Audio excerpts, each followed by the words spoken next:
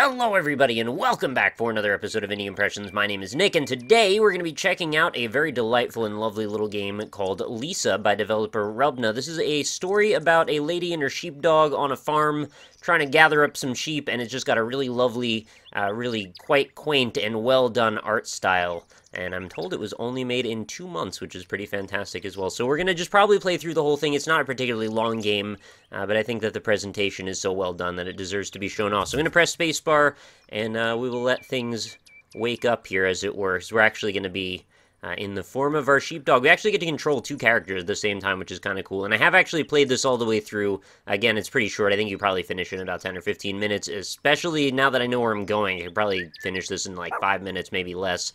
But still, anyway, let's walk around a little bit. So we're going to use our left mouse button to point and direct our big blue dog here, who is quite funny and runs around.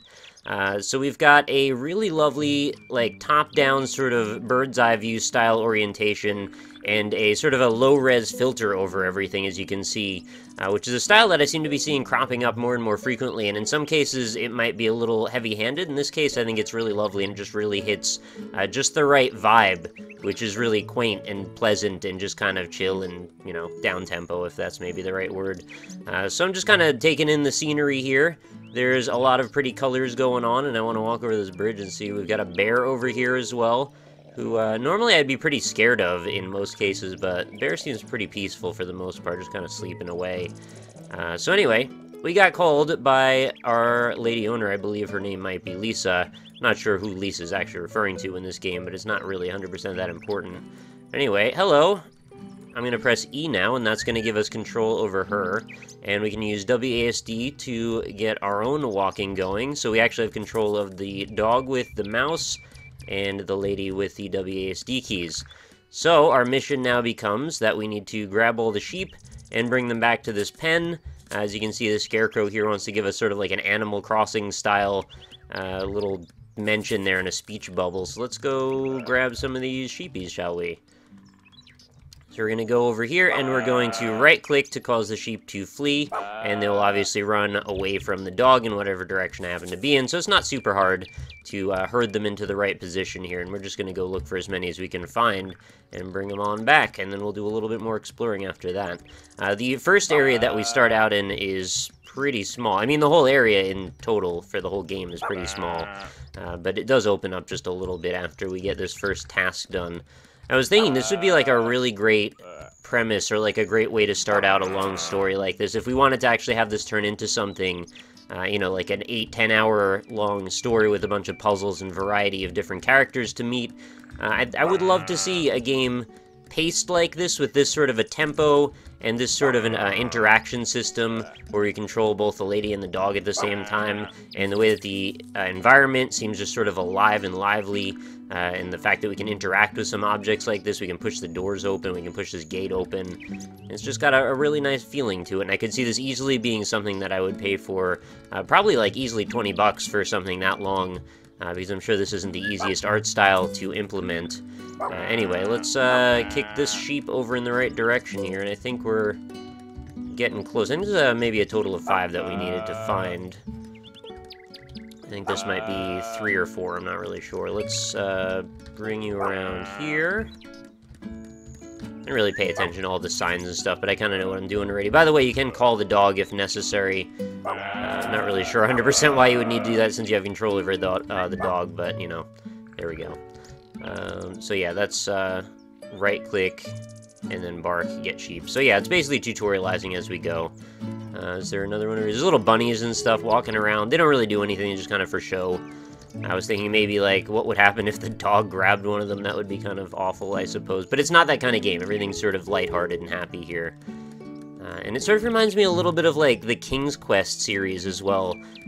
Probably something to do with the perspective and the low-res aesthetic and the color scheme. This could easily be, like, a storybook-style game. And maybe that would be a good fit for it as well. What's up with this sign over here? Did I look at this one? Oh, we need the key. You can kind of see that just from looking at it from a distance, can't we? Alright, so how many sheep do we have going on in our pen here? Let's take one more look. And what do we have? So 4. We've got 4 out of the 5. So we're most of the way there. I think the Scarecrow says we need 5. And if we walk over to this sign, I was actually very confused by this particular bit of iconography. It's not necessarily confusing, but I, for some reason, read it wrong. I was looking at this and I was thinking, so, like, a board lifts a carrot. Okay, where do I get a board? Do I have to deconstruct the fence? Is there one in the house? And I was looking all over the place, but I was being real dumb. That's actually the space bar. So, like, putting, like, SB or, like, actually writing space under it would have probably made a world of difference here, because I didn't understand that she could actually carry whatever these root-based vegetables happen to be. But anyway, we're going to take one of these over here, and we're going to throw it over in the general direction of the sleeping bear, because the bear actually has his own sign. No carrots. No carrots, because I want to sleep. And then what's going to happen if we disturb the bear's peace? What if we wake it up? Hello? Oh, you're a flustered old bear now. It's actually quite cute. Bear looks like it's angry about sheep. Let's grab this again. Again, I'm very happy that this is an attack bear, because it could be a very bad day for us. But yeah, let's grab that sheep that apparently the bear had eaten and then hibernated within its belly. Thankfully, we were still able to rescue it in time. I wasn't really aware that bear would often eat an entire sheep whole, but, you know, it's a nightmare scenario that I never want to actually see actualized. Can we get out of this corner, please, sheep? Okay, there we go. I did find, for the most part, there were very little issues with getting the sheep herded. They didn't really get stuck in geometry very often. Everything is kind of nice, rounded edges. I'm sure there's some way I could break the game if I tried hard enough, but in my pretty casual first play of it, I didn't really have much of any trouble. I think that was, like, the hardest time I'd had right there. Alright, so there we go. We've gotten all the sheep together. Now we've got a key, and we're going to take it Mario 2 style over to the gate that we were presented with earlier. Now, if I was being a particularly fastidious and meticulous dog, I would have noticed that there are some areas that I might want to go visit, and we can actually push on the gate and it won't open until we break it open with the key. It's kind of a nice detail that you can interact with it and it just won't break all the way. But all we've got over here is a little sort of Legend of Zelda Link to the Past style clearing, featuring a big old log that might be mistaken for a table, and a bunch of little chair logs. So there's clearly some timber work being done over there. Anyway, let's go look over in this direction, because I have reason to believe there might actually be something going on in this direction. And if you are interested, by the way, in playing this yourself, this is probably the point at which I would probably close the video and go grab it, because there's maybe a slight bit of a puzzle here that might have not been completely transparent. But yeah, just, you know, be warned, I suppose. What was that sound? I don't know, something made a happy sound. Maybe it was a scarecrow.